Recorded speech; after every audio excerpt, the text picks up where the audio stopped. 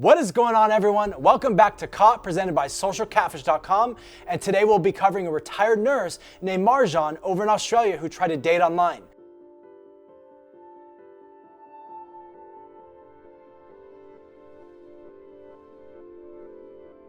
This retired nurse was living a happy retired life as she got to spend more time with her grandkids. However, she felt this overwhelmingly lonely feeling being single and alone in her house. In an attempt to fix her loneliness, she set up an online dating profile to find a companion to love and care for. And that's just when she met Kyle. He claimed to be a businessman overseas and was close to retiring and enjoying life. When Marjan stumbled across his profile, he seemed like he was lonely and ready to settle down. He quickly built a relationship with Marjan, sending her gifts and telling her how much he wanted to spend the rest of his life with her. I felt that he was a completely honest person. I guess I was naively romantic.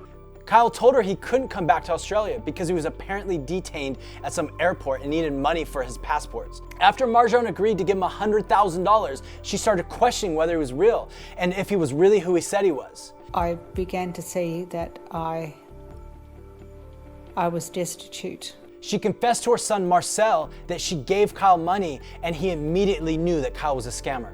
The police station said it's not in our jurisdiction, so I decided, rather than just to roll over and decide there was no way of that money coming back, was to see how much of a fight I could put up.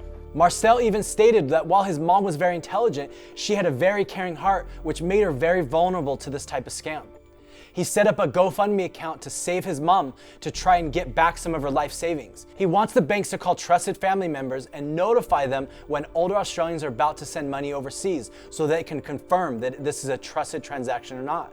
Unless there is a system set up that calls a family member or a trusted person that you know that also brings them into the conversation, it's not safe. Since last year, Australians were scammed a total of $28.6 million. Out of this total, Australian women were scammed $21.5 million, making up 3/4 of the total loss due to romance scams.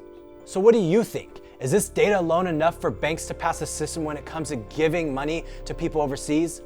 Let us know in the comments below.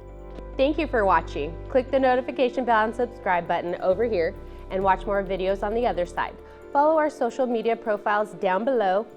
For more in-depth details on this case, feel free to check out our blog linked in the description. See you next time on Caught, presented by Catfished.